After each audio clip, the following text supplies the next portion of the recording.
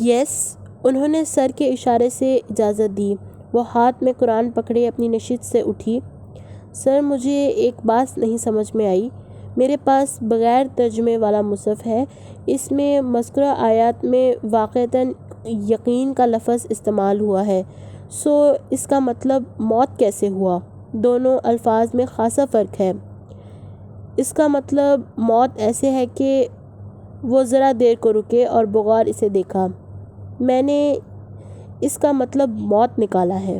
جی سر، میرا یہی سوال ہے کہ کیسے؟ اس کی دلیل کیا ہے؟ دلیل یہ ہے کہ میں نے یعنی ڈاکٹر سرور مرزا نے اس کا مطلب موت لیا ہے۔ میں اس ملک کا سب سے بڑا اسلامک اسکالر ہوں۔ آپ میرے کریڈینشلز اٹھا کر دیکھ لیں، میری ڈگریز دیکھ لیں، کیا میری بات بطور ایک ٹھوس دلیل کے لیے کافی نہیں؟ اگلی صفوں میں بیٹھی لڑکیاں گردن موڑ کر اسے دیکھنے لگی تھیں، جو ہاتھ میں چھوٹا سا قرآن پکڑے کھڑی تھی۔ سر، آپ کی بات یقیناً اہم ہے، مگر قرآن کا بعض اس کے بعض کی تفسیر کرتا ہے۔ حدیث بھی یہی کرتی ہے۔ کیا قرآن یا حدیث میں کہیں یہ ذکر ہے کہ یہاں یقین سے مراد موت ہے؟ وہ شائستگی اور لحاظ سے مؤدب سی پوچھ رہی تھی۔ ڈاکٹر سرور کے چہرے پہ واضح ناگواری ابھری۔ یعنی کہ اگر میں آپ کو اس کا مطلب کی دلیل نہ دوں تو اسے محض آپ میری بات سمجھ کر جھٹلا دیں گی؟ یعنی آپ کو میری بات پر کوئی مزید دلیل چاہیے؟ جی۔ اس نے ہولے سے سر ہلا دیا۔ پورے ہال میں ایک اضطراب کی لہر دوڑ گئی۔ لڑکیاں قدرے پریشان ہو کر ایک دوسرے کو دیکھنے لگیں۔ یعنی آپ ایک دینی اسکالر کو چیلنج کر رہی ہیں؟ سر، میں بہت ادب سے صرف دلیل مانگ رہی ہوں۔ اگر اس کی دلیل قرآن و حدیث میں نہ ہو تو کیا آپ یقین کا مطلب موت تسلیم کریں گی؟ نہیں سر، کبھی نہیں۔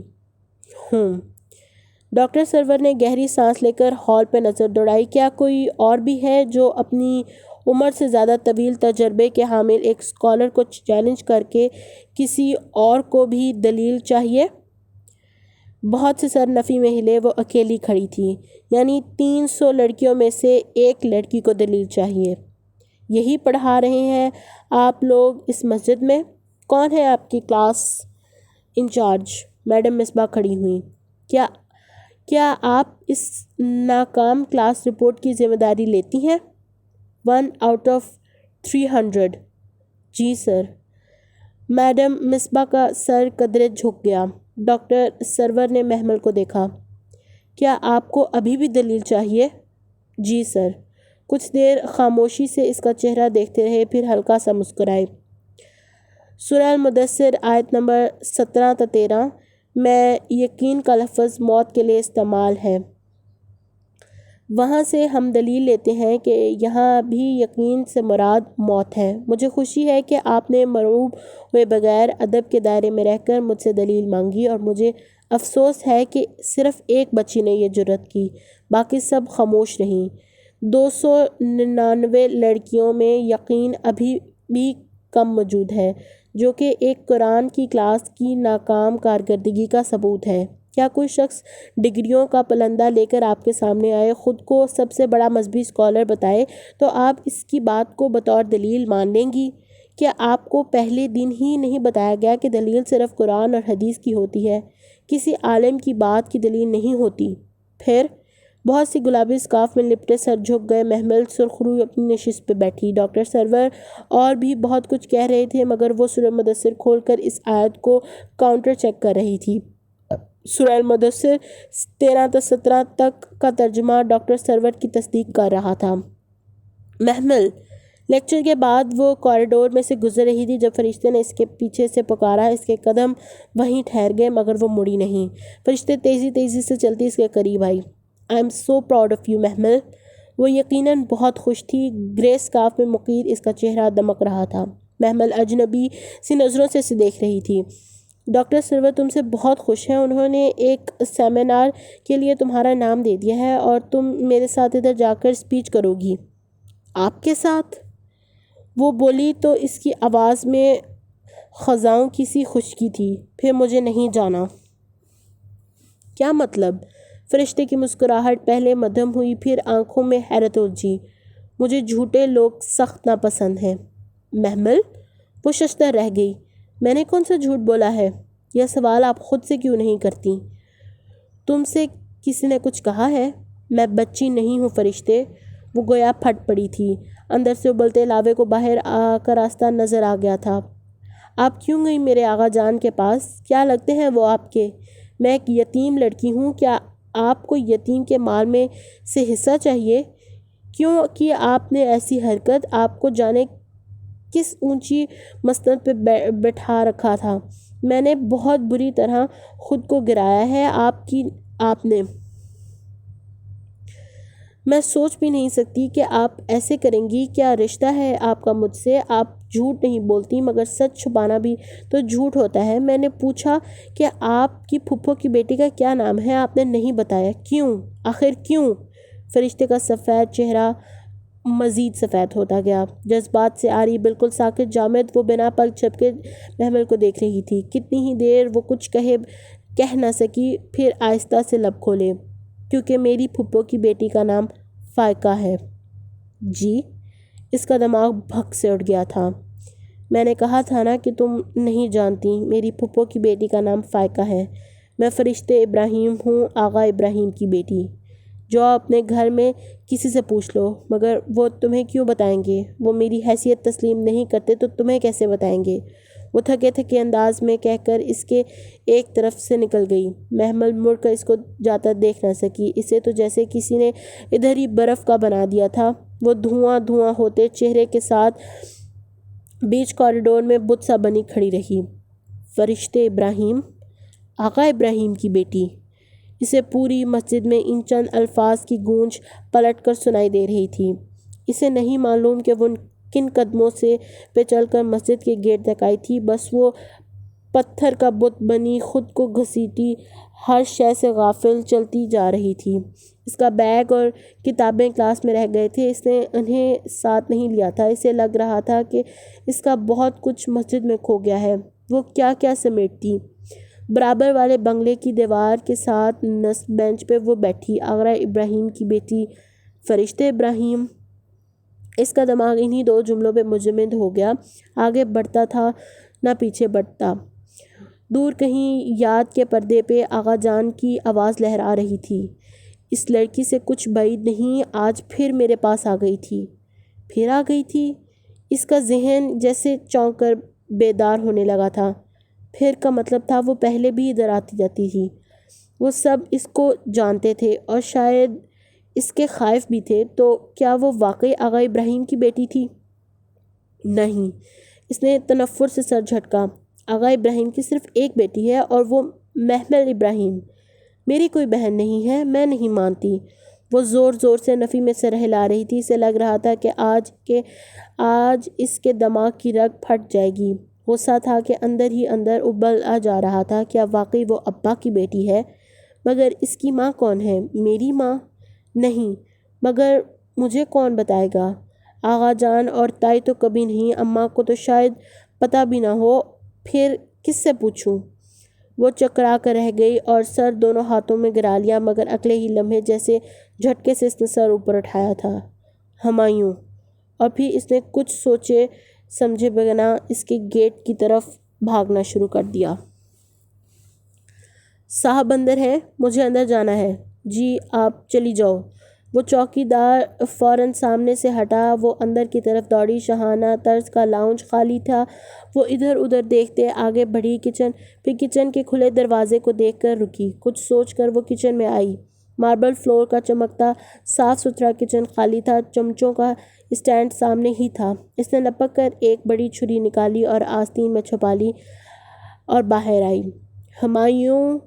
لاؤنج میں کھڑے گردن اوپر کر کے اس نے پکارا۔ آواز گونج کر لوٹ آئی۔ اس کا کمرہ اوپر تھا، یہ تو اسے یاد تھا۔ وہ تیز تیز سیڑھیاں چڑھنے لگی۔ سیاہ ماربل کی چمکتی سیڑھیاں گولائی میں اوپر جا رہی تھیں۔ وہ بالائی منزل پہ رکی، ادھر ادھر جھانکا، پھر تیسری منزل کی سیڑھیوں کی طرف جانے لگی۔ دفعتاً سامنے والے کمرے سے اس کی آواز آئی، بلقیس! وہ اندر سے غالباً ملازمہ کو آواز دے رہا تھا۔ وہ دوڑ کر اس کے کمرے کی طرف آئی۔ دروازہ کھولیں۔ اس نے دروازہ زور زور سے بجایا، پھر دھڑ دھڑ بجاتی چلی گئی۔ کون؟ ہمایوں نے حیران ہو کر دروازہ کھولا۔ اسے دیکھ کر وہ بری طرح چونکا۔ تم؟ خیریت؟ مجھے آپ سے کچھ پوچھنا ہے۔ ٹھیک ٹھیک بتائیے گا ورنہ مجھ سے برا کوئی نہیں ہوگا۔ وہ اتنے جارحانہ انداز میں گھبرائی تھی کہ وہ پریشان ہی ہو گیا۔ کیا ہوا محمل؟ میری بات کا جواب دیں۔ اچھا اندر آ جاؤ۔ وہ اسے راستہ دیتے ہوئے پیچھے ہوا۔ بلیک ٹراؤزر پہ گرے آدھے بازو والی شرٹ پہنے، ہاتھ میں تولیہ پکڑے وہ غالباً ابھی نہا کر نکلا تھا۔ ماتھے پہ بکھرے گیلے بال سے ابھی تک پانی کے قطرے گر رہے تھے۔ وہ 2 قدم اندر آئی، یوں کہ اب دروازے کی چوکھٹ میں کھڑی تھی۔ آپ فرشتے کے کزن ہیں نا؟ ہاں، کیوں؟ فرشتے کس کی بیٹی ہے؟ اس کا باپ کون ہے؟ باپ؟ وہ ذرا سا چونکا۔ اس نے تم سے کچھ کہا ہے؟ میں نے پوچھا فرشتے کس کی بیٹی ہے؟ وہ دبی دبی سی غرائی۔ ادھر بیٹھو، آرام سے بات کرتے ہیں۔ وہ اس کو راستہ دیتا اس کی بائیں طرف سے قریب آیا۔ میں بیٹھنے کے لیے نہیں آئی، مجھے جواب چاہیے۔ ادھر بیٹھو تو صحیح، ٹھنڈے دماغ سے میری بات سنو۔ وہ بچوں کی طرح اسے بہلاتے ہوئے آگے بڑھا اور نرمی سے اس کا ہاتھ تھاما۔ ہاتھ مت لگائیں مجھے۔ وہ بدک کر پیچھے ہٹی۔ محمل ادھر آؤ۔ وہ 2 قدم آگے اس کے قریب آیا تھا کہ محمل نے اچانک آستین سے چھری نکال لی۔ مجھے آپ پہ ذرا بھروسہ نہیں ہے، دور رہیں مجھ سے۔ وہ چھری کی نوک اس کی طرف کیے 2 قدم پیچھے ہٹی۔ چھری کیوں لائی ہو؟ مجھے مارنے؟ اس کے ماتھے پہ بل پڑے وہ اور آنکھوں میں غصے کی لہر ابھری۔ وہ تیزی سے بڑھا اور محمل کا چھری والا ہاتھ کلائی سے پکڑ کر موڑا۔ چھوڑیں مجھے ورنہ میں آپ کو مار دوں گی۔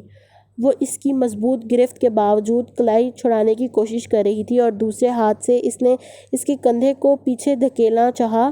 ہمایوں اس کی چھری والے ہاتھ کا رخ دوسری طرف موڑ رہا تھا اور پھر اسے پتہ بھی نہیں چلا اور چھری کی تیز دھار گوشت میں گھستی چلی گئی۔ محمل کو لگا وہ مرنے والی ہے۔ اس نے خون ابلتے ہوئے دیکھا اور پھر اپنی چیخ سنی، مگر نہیں، اسے چھری نہیں لگی تھی۔ پھر وہ کراہ کر پیچھے کو ہٹی تو محمل کی کلائی آزاد ہو گئی تھی۔ ہمایوں کے دائیں پہلو میں سے خون ابل رہا تھا۔ وہ چھری پہ ہاتھ رکھے لڑکھڑا کر 2 قدم پیچھے ہٹا۔ اوہ میرے اللہ، یہ میں نے کیا کر دیا؟ خوف سے اس کی آنکھیں پھٹ گئیں۔ چھری پہ رکھا ہمایوں کا ہاتھ خون سے سرخ پڑنے لگا۔ وہ درد کی شدت سے آنکھیں بند کرے دیوار کے ساتھ بیٹھتا چلا گیا۔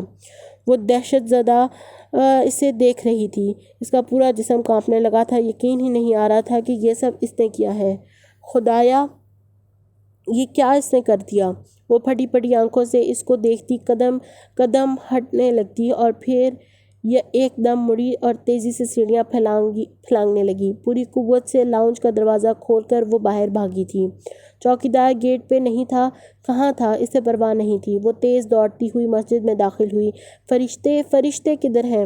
پھولی سانسوں کے درمیان پوچھتی وہ ذرا دیر کو ریسیپشن پہ رکی۔ فرشتے باجی لائبریری میں ہوں گی یا؟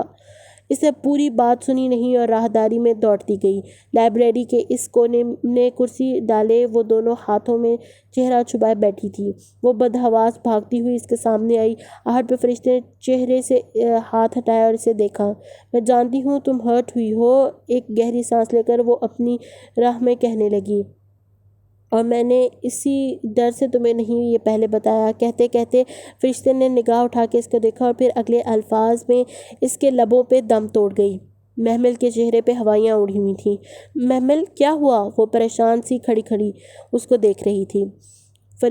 فرشتے وہ ہمایوں، وہ رونے لگی تھی۔ کیا ہوا ہمایوں کو؟ بتاؤ محمل، اس نے فکرمندی سے محمل کو دونوں شانوں سے تھام کر پوچھا۔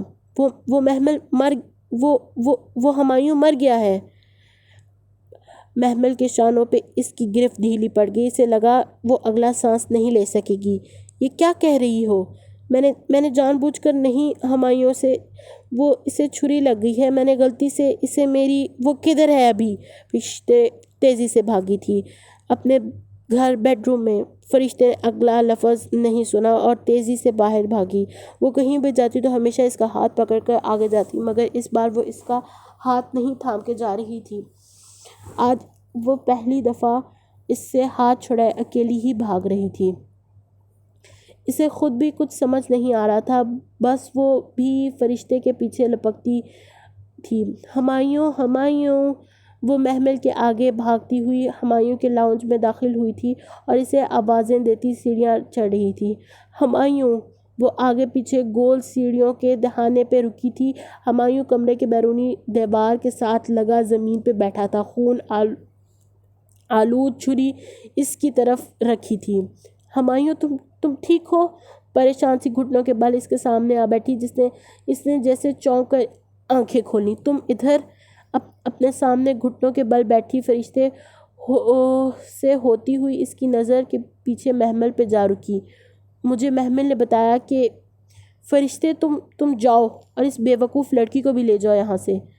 مگر ہمایوں، میں نے احمد کو کال کر دیا ہے، پولیس پہنچنے والی ہے، تم دونوں ادھر سے نکل جاؤ، تم لوگ کی موجودگی یہاں ٹھیک نہیں، جاؤ۔ وہ درد کی شدت سے بول رہا تھا، مگر فرشتے نے تذبذب سے گردن موڑی تو اور محمل کو دیکھا جس کا چہرہ سفید پڑتا جا رہا تھا۔ اس کی سمجھ میں نہیں آ رہا تھا کہ وہ اس وقت کیا کرے۔ میں نے کہا جاؤ، وہ گھٹی گھٹی آواز میں چلایا۔ اچھا۔ وہ گھبرا کر کھڑی ہوئی۔ نہیں، میں نہیں جاؤں گی، بے شک مجھے پولیس پکڑ کر لے جائے، مگر میں محمل جاؤ، وہ زور سے چیخا تھا۔ چلو محمل، فرشتے نے جیسے فیصلہ کر کے اس کا ہاتھ پکڑا اور سیڑھیاں اترنے لگی۔ ہمایوں، میں نے جان بوجھ کر نہیں، I am sorry, I really am۔ فرشتے اس سے آگے اس کا ہاتھ کھینچتی ہوئی سیڑھیوں سے اتر رہی تھی، مگر وہ اس طرح گردن موڑ کر ہمایوں کو دیکھتی رہی، روحانسی سی کہے جا رہی تھی، جسٹ گو۔ وہ وہیں سے جھنجھلا کر بولا تھا اور اب سیڑھیوں کے درمیان میں تھی، وہاں سے اسے ہمایوں کا چہرہ نظر نہیں آ رہا تھا۔ آنسو اس کی آنکھوں سے ابل کے باہر آ رہے تھے۔ فرشتے اس کا ہاتھ کھینچ کر اسے باہر لا رہی تھی۔ تم کیوں گئی اس کے گھر محمل؟ مجھے بتاؤ، ادھر کیا ہوا تھا؟ مسجد کے گیٹ پہ فرشتے نے پوچھا تو اس نے اپنا ہاتھ زور سے چھڑا لیا۔ محمل، ناراض مت ہو، ابھی وہاں میری اور تمہاری موجودگی ٹھیک نہیں ہے۔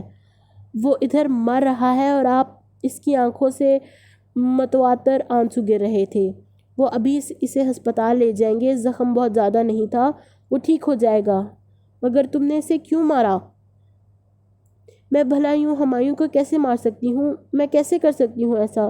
وہ ایک دم پھوٹ کر رونے لگی۔ فرشتے بری طرح سے چونکی تھی۔ محمل کے چہرے پہ چھایا جزن ملال اور وہ آنسو، وہ عام تو نہ تھے۔ میں نے جان بوجھ کر نہیں کیا، I am sorry, I swear۔ اچھا، اندر آؤ، آرام سے بات کرتے ہیں، اس نے خود کو سنبھال کر کہنا چاہا، مگر وہ کچھ سننے کو تیار ہی نہ تھی۔ انہوں نے بھی یہی کہا تھا، میرا قصور نہیں تھا۔ وہ اس طرح گیٹ پر کھڑی روئے چلے جا رہی تھی۔ وہ ٹھیک تو ہو جائیں گے فرشتے؟ فرشتے نے شاید اس کی بات نہیں سنی تھی، بس گم سم اس کی آنکھوں سے گرتے آنسو دیکھ رہی تھی۔ وہ واقعی عام آنسو نہ تھے۔ میں گھر جا رہی ہوں، پلیز آپ مجھے ہمایوں کے بارے میں بتاتی رہیے گا۔ اچھا، اس نے غائب دماغی سے سر ہلا دیا۔ محمل اب درختوں کی بار کے ساتھ دوڑتی ہوئی دور جا رہی تھی۔ وہ جیسے نڈھال سی گیٹ سے لگی یک ٹک اسے دیکھے ہی جا رہی تھی۔ ہاں، وہ آنسو بہت خاص تھے۔ ہسپتال کی ٹائلز چمک رہی تھی، کوریڈور خاموش تھا۔ کوریڈور کے اختتام پہ وہ بینچ پہ سر جھکائے بیٹھی تھی۔ محمل جو دوڑتی ہوئی ادھر آ رہی تھی، اسے بیٹھا دیکھ کر لمحے بھر کو ٹھٹکی، پھر بھاگتی ہوئی اس کے قریب آئی۔ فرشتے نے ہاتھوں میں سر اٹھایا۔ وہ کیسا ہے؟ محمل اس کے سامنے پنجوں کے بل بیٹھی اور دونوں ہاتھ اس کے گھٹنوں پہ رکھے۔ بتائیں نا، وہ کیسا ہے؟ وہ بے قراری سے اس کی سنہری آنکھوں میں دیکھ رہی تھی، جواب تلاش کر رہی تھی۔ ٹھیک ہے، زخم زیادہ گہرا نہیں ہے۔ وہ بھی محمل کی بھوری آنکھوں میں کچھ تلاش کر رہی تھی۔ میں اس سے مل سکتی ہوں؟ ابھی وہ ہوش میں نہیں ہے۔ کیوں؟ وہ تڑپ کر بولی۔ وہ فجر کا وقت تھا اور جیسے ہی فرشتے نے اسے اطلاع دی تھی، وہ بھاگتی ہوئی آئی تھی۔ ڈاکٹرز نے خود اسے سلا رکھا ہے، وہ ٹھیک ہو جائے گا۔ محمل، تم پریشان نہ ہو۔ میں کیسے پریشان نہ ہوں؟ میں نے اس کو چھری مار دی ہے۔ میں ایسا کیا ہوا تھا محمل؟ تم نے ایسا کیوں کیا؟ میں نے جان بوجھ کے نہیں کیا، میں ان سے پوچھنے لگی تھی کہ وہ لب کچلتی دبدباتی آنکھوں سے کہتی چلی گئی۔ فرشتے اسے تھکے تھکے انداز میں دیکھ رہی تھی۔ تم مجھ سے پوچھ لیتی محمل، اس کو خیر چھوڑو، کوئی بات نہیں۔ چند لمحے یوں ہی سرک گئے۔ وہ اسے اسی طرح فرشتے کے سامنے فرش پہ دوزنوں بیٹھی تھی۔ اس کے ہاتھ ابھی تک فرشتے کے گھٹنوں پہ تھے۔ بہت دیر بعد اس نے خاموشی کو چیر دیا۔ آپ نے کہا آپ آغا ابراہیم کی بیٹی ہیں؟ ہاں، میں آغا ابراہیم کی بیٹی ہوں۔ میرے ابا کی؟ اس کا گلا رند گیا۔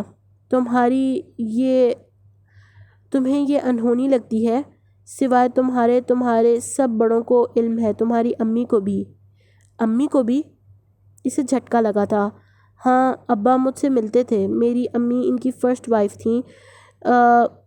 ڈائیورس کے بعد امی اور ابا الگ ہو گئے تھے، پھر انہوں نے تمہاری امی سے شادی کر لی۔ دونوں ان کی پسند کی شادیاں تھیں، ہے نا؟ عجیب بات۔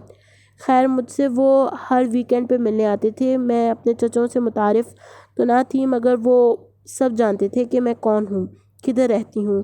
مگر ابا کی ڈیتھ کے بعد انہوں نے مجھے تسلیم کرنے سے ہی انکار کر دیا تھا۔ میں بہت دفعہ اپنا حق مانگنے گئی مگر انہوں نے نہیں دیا۔ ابا کی پہلی شادی خفیہ تھی، سوائے ہمارے بڑوں کے خاندان میں کسی کو علم نہ تھا۔ تم سے بھی چھپا رکھا گیا کہ کہیں تم میرے ساتھ مل کر حصہ نہ مانگنے بیٹھ جاؤ۔ آپ نے کیس کیوں نہیں کیا ان پہ؟ بہت دیر بعد وہ بول پائی تھی۔ مجھے جائیداد سے حق نہیں، رشتوں سے حق چاہیے تھا محمل۔ میں بہت دفعہ تمہارے گھر پہ گئی ہوں مگر اندر داخلہ، خیر یہ لمبی کہانی ہے۔ میں کئی برسوں سے اپنے حق کی جنگ لڑی ہوں۔ وارث اللہ نے بنائے ہیں، میں ابا کی وارث ہوں۔ یہی سوچ کر اب میں جائیداد میں حصہ مانگنے آتی ہوں، مگر بات ادھوری چھوڑ گئی۔ آپ کو پتہ تھا میں آپ کے بارے میں نہیں جانتی؟ ہاں، مجھے پتہ تھا۔ میں نے جب بھی تم سے ملنے کی کوشش کی، کریم تایا نے یہی کہہ کر روک دیا کہ محمل ذہنی طور پر ڈسٹرب ہو جائے گی اور ابا سے نفرت کرے گی۔ پھر میں نے صبر کر لیا۔ میں جانتی تھی کہ جو رب بن یامین کو یوسف علیہ السلام کے پاس لا سکتا ہے تو وہ مجھے محمل کے پاس بھی تو لائے گا۔ وہ ہلکا سا مسکرائی تو محمل کو لگا اس کی سنہری آنکھیں بھیگنے لگی تھیں۔ فواد بھائی، ان کا کیس؟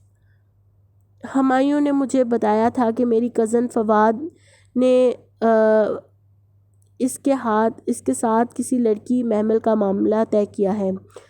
کم عمر اور خوبصورت بھی ہے۔ میرا دل تب ہی کھٹک گیا تھا، مگر ہمایوں ماننے کو تیار ہی نہ تھا کہ فواد تمہارے ساتھ یہ کر سکتا ہے۔ اسے گمان تھا کہ وہ کوئی اور لڑکی ہوگی، مگر جس لمحے میں نے مسجد کی چھت پہ تمہیں دیکھا میں تمہیں پہچان گئی تھی۔ آپ نے مجھے کبھی نہیں دیکھا؟ پھر دیکھا تھا، ایک دفعہ تمہارے اسکول آئی تھی، تم سے ملنے بینچ پہ بیٹھی تمہیں دیکھ رہی تھی۔ تم الجھی چڑچڑی سی لگ رہی تھی۔ پھر مجھے تم سے مزید ذہنی طور پہ اذیت نہیں دی گئی، سو واپس پلٹ گئی۔ فرشتے تھک کر چپ ہو گئی۔ شاید اب اس کے پاس کہنے کو کچھ نہ بچا تھا۔ وہ یاسیت سے اسے دیکھے جانے لگی۔ وہ بہت تھکی نظر آ رہی تھی۔ بہت دیر بعد اس نے لب کھولے۔ تم خوش قسمت ہو محمل کہ تم رشتوں کے درمیان رہ رہی ہو۔ تم یتیم نہیں ہو۔ یتیموں والی زندگی تو میں نے گزاری ہے۔ اس کے باوجود میں نے کبھی یتیمی کا لیبل خود پہ نہیں لگایا۔ میری خالہ اور ہمایوں یہی تھے میرے رشتے، اور اب میرے پاس کھونے کو مزید کوئی رشتہ نہیں بچا۔ ایک چیز مانگوں تم سے؟ کبھی مجھ سے اس آزمائش میں مت ڈالنا۔ میں مزید رشتے کھونا۔ اے ایس پی صاحب کے ساتھ آپ ہیں؟ آواز پہ ان دونوں نے چونک کر سر اٹھایا۔ سامنے یونیفارم میں ملبوس نرس کھڑی تھی۔ جی، محمل نے گھٹنوں سے سر ہٹاتے بے چینی سے دیکھا تھا۔ ان کو ہوش آ گیا ہے، اب خطرے سے باہر ہیں۔ آپ ان کی میں ان کی فرینڈ ہوں، اس نے جلدی سے فرشتے کی طرف اشارہ کر کے بتایا، اور یہ ہمایوں صاحب کی بہن ہے۔ بہن؟ اس نے چونک کر محمل کو دیکھا، مگر وہ نرس کی طرف متوجہ تھی۔ بہن؟ وہ ہولے سے زیر لب بڑبڑائی، پھر ہلکا سا نفی میں سر ہلایا۔ وہ کچھ کہنا چاہتی تھی مگر محمل نرس کے پیچھے جا رہی تھی۔ اس نے کچھ بھی نہ سنا۔ وہ خالی ہاتھ بیٹھی رہ گئی۔ کی سنہری آنکھوں میں شام اتر آئی تھی۔ محمل وہ شام نہ دیکھ سکی تھی۔ وہ دروازہ کھول کر ہمایوں کے کمرے میں داخل ہوئی۔ وہ بیڈ پہ آنکھیں موندے لیٹا ہوا تھا، اوپر چادر پڑی تھی۔ آہٹ پہ قدرے نقاہت سے آنکھیں کھولیں۔ اسے دیکھ کر حیران رہ گیا۔ محمل! وہ چھوٹے چھوٹے قدم اٹھاتی اس کے سامنے آ رہی تھی، بھورے سلکی بالوں کی اونچی پونی ٹیل بنائے، فیروزی رنگ کی شلوار قمیض اور ہم رنگ دوپٹہ پھیلائے وہ بھیگی آنکھوں سے اسے دیکھ رہی تھی۔ I'm sorry Humayun.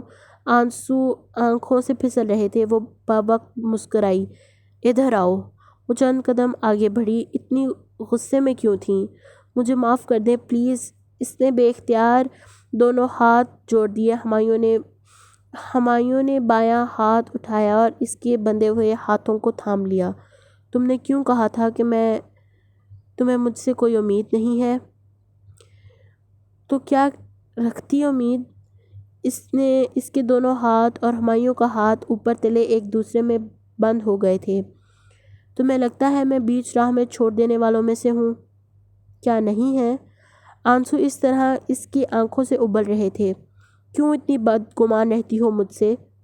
بدگمان تو نہیں، بس پھر چھری کیوں لائی تھی؟ تمہیں لگتا تھا تم میرے گھر میں غیر محفوظ ہوگی؟ وہ نرمی سے کہہ رہی تھی۔ آپ مجھے معاف کر دیں پلیز۔ آپ نے معاف کر دیا تو اللہ بھی مجھے معاف کر دے گا، کہہ کر وہ لمحے بھر کو خود بھی چونک گئی۔ آخری فقرہ ادا کرتے ہوئے دل میں عجیب سا احساس ہوا تھا۔ ایک دم اس نے ہاتھ چھڑا لیا۔ یہ سب ٹھیک نہیں تھا، آپ آرام کریں، مجھے مسجد جانا ہے۔ وہ دروازے کی طرف لپکی۔ مت جاؤ، وہ بے اختیار پکار اٹھا۔ میں گھر سے مسجد کا کہہ کر آئی تھی، اگر نہ گئی تو یہ خیانت ہوگی اور پل صراط پہ خیانت کے کانٹے ہوں گے۔ مجھے وہ پل پار کرنا ہے۔ تھوڑی دیر رک جاؤ تو کیا ہو جائے گا؟ وہ جھنجھلایا تھا۔ یہ حقوق العباد کا معاملہ ہے اور ٹھیک ہے مادام آپ جا سکتی ہیں۔ وہ مسکراہٹ دبا کر بولا تو اسے لگا وہ کچھ زیادہ ہی بول گئی ہے۔ سوری ایک لفظ کہہ کر وہ دروازہ کھول کر باہر نکل آئی۔ فرشتے سے اسی بینچ پہ بیٹھی تھی، آہٹ پہ سر اٹھایا۔ میں چلتی ہوں فرشتے، مجھے مسجد میں جانا ہے۔ نامحسوس انداز میں اس نے اپنا ہاتھ دوپٹے کے اندر کیا کہ کہیں وہ اس پہ کسی کا لمس نہ دیکھ لے۔ ملیں ہمایوں سے؟ اس کی آواز بہت پست تھی۔ ہاں۔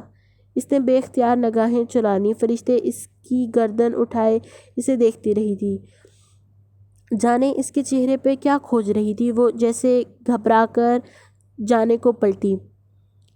محمل سنو! وہ چہرے پہ بے چینی سے پکار اٹھی اور اس سے پہلے کہ وہ پلٹتی اس نے نفی میں سر ہلاتے دھیرے سے کہا، نہیں کچھ نہیں، جاؤ۔ خیریت؟ جاؤ، تمہیں دیر ہو رہی ہے۔ اوکے، السلام علیکم۔ راہداری میں تیز تیز قدم اٹھاتی دور ہوتی گئی۔ فرشتے نے پھر سے سر ہاتھوں میں گرا لیا تھا۔